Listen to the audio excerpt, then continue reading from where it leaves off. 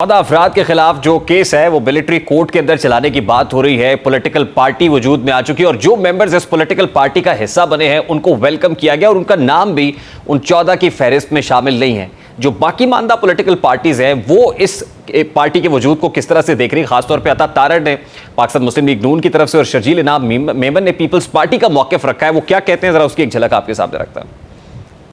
बंद कर दे। ये जो लोग पार्टी छोड़ के जा रहे हैं इनको मैं सलाम पेश करता हूँ। मेरी बहुत मुखालफत होगी फवाद चौधरी से, मेरी बहुत मुखालफत होगी अली जैदी से, हमारी तू मैं भी हुई है, हमारा तकरार भी हुआ है, मगर वो रियासत पाकिस्तान के साथ खड़े हैं। वो गद्दारी का लेबल अपने माथे पे लगाने को तैयार नहीं है और ये काबिल कदर लोग हैं, इनकी कदर करते हैं। शख्स को पाकिस्तान में सियासत करने का इख्तियार है, चाहे वो जहांगीर तरीन हो या कोई भी हो। हर शख्स को पॉलिटिक्स का इख्तियार है, कोई भी पार्टी करे सियासत, हमें कोई वो नहीं। हम तो कहते हैं जी हेल्दी कंपटीशन होना चाहिए। वन साइडेड गेम में हमें मजा नहीं आता। कभी पीपुल्स पार्टी ने बैकडोर में आके कभी इख्तियार नहीं लिया। इस वक्त पाकिस्तान मुस्लिम लीग नून के सीनियर रहनुमा निहाल हाशमी साहब ने हमें ज्वाइन किया है। अस्सलाम वालेकुम निहाल हाशमी साहब, बहुत बहुत शुक्रिया आपके वक्त के लिए। निहाल साहब, सबसे पहले तो बड़ा ही सादा सा सवाल है, फवाद चौधरी हों, इमरान इस्माइल हों, अली जैदी हों, अब इस्तेहकाम पाकिस्तान के परचम तले जमा हुए हैं तो अब काबिल कबूल हो गए ये तमाम लोग? बिस्मिल्लाहिर्रहमानिर्रहीम। ये तो बात वोटर्स बताएंगे इलेक्शन के वक्त के कौन काबिल कबूल है और कौन नहीं है, ये अभी बताना काबिल वक्त होगा। सानिया, 9 मई के तनाजुर में मैं पूछ रहा हूं कि आर दे एक्सेप्टेड नाउ? देखिए जी, ये हर हाल में जो पॉलिटिकल वर्कर्स होते हैं उनके कबूल और रद्द करने का इख्तियार सिर्फ और सिर्फ मुल्क के आवाम को हासिल है। लोग नीट एंड क्लीन लोगों को लेंगे या लोग लोटे और लुटेरों को पसंद करेंगे, ये तो वक्त बताएगा। नहीं, बात आपकी बिल्कुल दुरुस्त है, लेकिन वो सुहेल वड़ाइच साहब ने कहा ना एक दिन, वो कहते हैं कि मामला कबूलियत का और मकबूलियत का जो मैच है उसके अंदर असल में तो कबूलियत ही होती है। अगर कबूलियत होती है तो आप जीतते हैं, मकबूलियत भी कुछ नहीं कर पाती। और हम ये देख रहे हैं कि यहाँ भी कुछ ही रोज पहले बड़ी मकबूलियत थी, लेकिन क्या करेंगे, कबूलियत नहीं थी। तो मैं उस तनाजुर में पूछ रहा हूँ कि अब कबूलियत इन लोगों की तो कम अज कम है जो इस्तेहकाम पाकिस्तान पार्टी में आ गए, ये कबूल है? देखिए जी, ये इस्तेहकाम पाकिस्तान पार्टी बता सकती है मकबूल ना। वो हमें कल मकबूलियत में कहीं नजर आए थे, ना कल हमें और पाकिस्तान के अवाम को वो कबूलियत में थे, ना वो कल कबूलियत में हमारे लिए और अवाम के लिए थे, ना पॉलिटिकल प्रोसेस के लिए थे, ना पॉलिटिकल पार्टीज के लिए थे, ना पार्लियामेंट के लिए थे। वो अपनी जात के लिए मकबूल भी थे और अपनी जात के लिए कबूल भी थे। रेस्ट ऑफ द पाकिस्तान के लिए ना वो मकबूल थे और ना कबूल थे। इस नई पार्टी को आप वेलकम करते हैं? ये पार्टी नहीं है। मैं किसी आप देखिए, ठीक है, हर की अपने राय है। ये भानुमति का कुंभा अगर जोड़ दिया जाए उसको पॉलिटिकल प्रोसेस और पार्टी नहीं कहते हैं। पॉलिटिकल प्रोसेस से एक पार्टी बन के मारूफ वजूद में आती है। ये अपॉर्चुनिस्ट हैं सारे लोग जो ये इनसे पूछे हैं कि ये पाकिस्तान के लोगों के लिए क्या करना चाहते हैं और क्या किया है इन्होंने, तो इनको लेट देम, लोग जज करेंगे। वो तो उन्होंने आज बता दिया है कि वो पाकिस्तान को खुददार, खुशहाल और खुद मुख्तार बनाना चाहते हैं और पाकिस्तान को स्टेबल करना चाहते हैं, इसीलिए तो इस्तेहकाम पाकिस्तान नाम रखा है। आज अलीम खान ने और जहांगीर तरीन ने प्रेस कॉन्फ्रेंस की है। मैं तो ये पूछ रहा हूँ सर कि ये अपॉर्चुनिस्ट हैं, अगर आपके बकौल मफाद परस्तों का टोला है तो जाहिर है कोई ना कोई अपॉर्चुनिटी देख के हवाओं का रुख बदला होगा ना, ये जमात बदली होगी। इसमें क्या अपॉर्चुनिटी है सर? देखिए, मुस्तहकम पाकिस्तान मोहम्मद नवाज शरीफ ने मिसाइल प्रोग्राम लॉन्च करके, न्यूक्लियर प्रोग्राम करके उन्होंने मुस्तहकम पाकिस्तान कर दिया।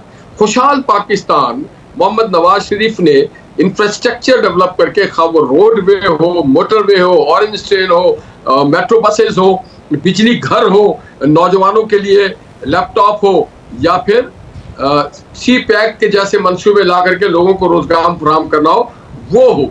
तो हमने ये मुस्तहकम पाकिस्तान का भी कर दिया है और इस्तेहकाम का भी कर दिया और काबिलियत का भी कर दिया और खुशहाली की भी बात कर दी। ये भी वैसे पाकिस्तानी बताएंगे ना जब आप वोटर्स के पास जाएंगे कि वो कितने खुशहाल हैं।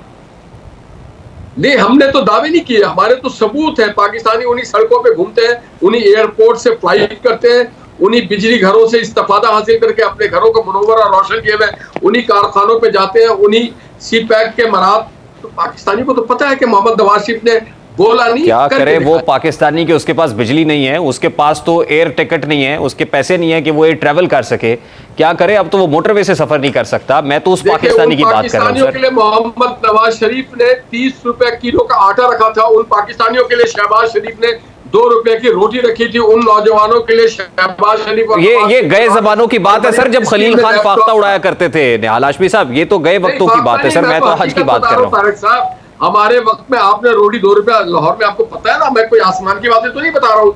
आपको पता है ना 35 रुपए किलो आटा था, आपको ये पता है कि 55 रुपए किलो चीनी था, आपको ये पता है, आपने भी लिया होगा, खरीदा होगा। सर जिसके पेट में इस वक्त भूख है उसको ये जवाब तो उसके लिए तसल्ली बख्श नहीं है ना कि उस वक्त मैकेनिकल तंदूर लगाए थे शहबाज शरीफ साहब ने और रोटी ₹2 की मिलती थी। उसके लिए जवाब ये है कि जो फवाद चौधरी साहब जैसे लोग जब 3.5-4 साल इख्तियार में थे तो पाकिस्तान की मईशत को गिरवी रख दिया, पाकिस्तान की तरक्की को गिरवी रख दिया, पाकिस्तान की सलामती को दांव पे लगा दिया, और सिर्फ एक चीज वो लोग भरते रहे, और उनकी पार्टी और उनका टोला और उनका इख्तियार, वो पाकिस्तान के लोगों के गुर्बत को आगे ले जाते रहे और अपने खजाने भरते रहे। पाकिस्तान की गुर्बत को इन्होंने भरा है, पाकिस्तान की बदनामी को। अच्छा निहाल साहब, मुझे बताएं कि ये जो इस्तेहकाम पाकिस्तान नामी पार्टी आ गई है, ये वो किंग्स पार्टी है? बहुत सारे लोग इसको किंग्स पार्टी भी कह रहे हैं, क्या आपकी नजर में भी किंग्स पार्टी है?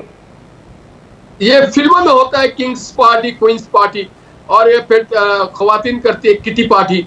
हमारे नजदीक ये पॉलिटिकल पार्टी बनने का एक प्रोसेस होता है, उस प्रोसेस से गुजरे, कुर्बानी दें, मंशूर के तहत चले, अपना कोई काम दिखाए, लोगों के साथ खुलूस के साथ खड़े हो, तो फिर पता चल जाएगा। अमल ज्यादा इंपॉर्टेंट है, किरदार ज्यादा इंपॉर्टेंट है।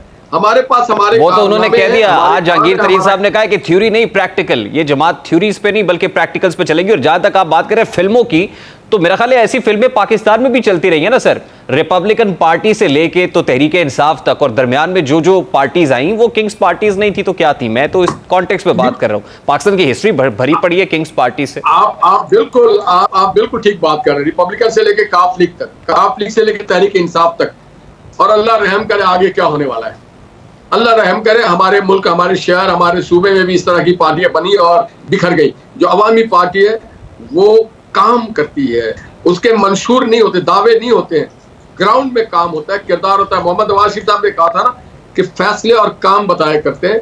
आज नवाज शरीफ का काम बता रहे हैं, उनके फैसले बता रहे हैं, उनका किरदार बता रहा है, पाकिस्तान से उनकी अनटूट मोहब्बत बता। आप माइनस करते नवाज शरीफ के काम को, तो फिर पाकिस्तान में क्या रह जाता है?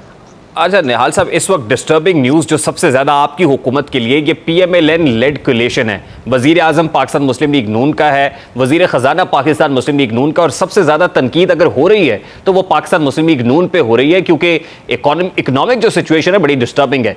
IMF के साथ हम नाक से लकीरें निकलवाने के बावजूद उनको कायल नहीं कर सके। बजट हमने पेश करना है, इक़्तिसादी सर्वे जो गोरख धंधा पेश किया जा रहा है, हालात ये बता रहे हैं कि आवाम को देने के लिए हमारे पास कुछ नहीं है, आवाम को अगर देते हैं तो इकोनॉमी बचाने के लिए कुछ नहीं है।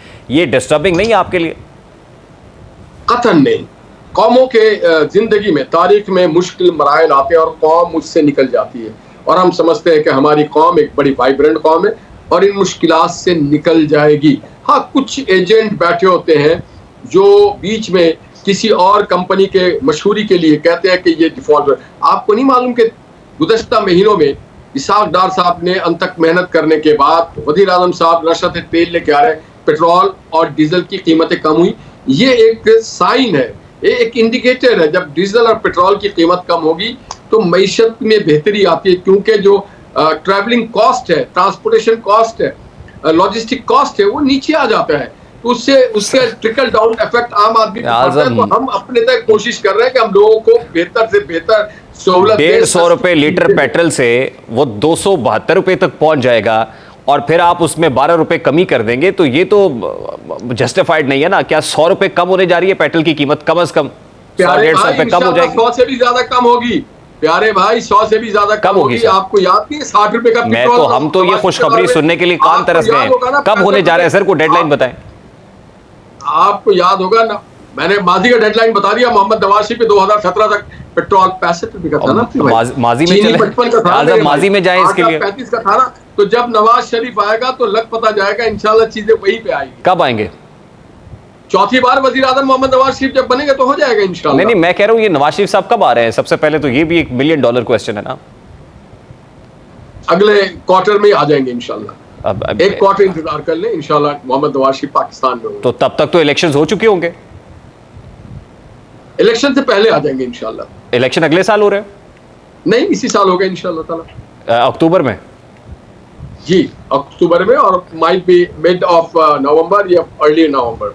तो निहाल साहब, लास्टली इस वक्त पाकिस्तान पीपल्स पार्टी भी खासी मुतहर्रिक है, जोड़ तोड़ लोग वहाँ भी पंछी घोंसले बदल के पीपल्स पार्टी को ज्वाइन कर लें। आसिफ अली जरदारी साहब himself is doing very well in Punjab. तो नहीं लग रहा आपको कि पाकिस्तान मुस्लिम लीग नून के साथ कहीं हाथ ना हो जाए? सर जोड़ तोड़ से हाथ तो हमारे साथ कोई नहीं करेगा इंशाअल्लाह ताला। जोड़ तोड़ से रियासतें मुल्क नहीं चला करती हैं। इंशाअल्लाह ताला हम जोड़ने की बात करेंगे, तोड़ की नहीं। हमारी सियासत जोड़ तोड़ की नहीं है, हमारी सियासत है परफॉर्मेंस की, हमारी सियासत है खुलूस की, हमारी सियासत है सच्चाई की।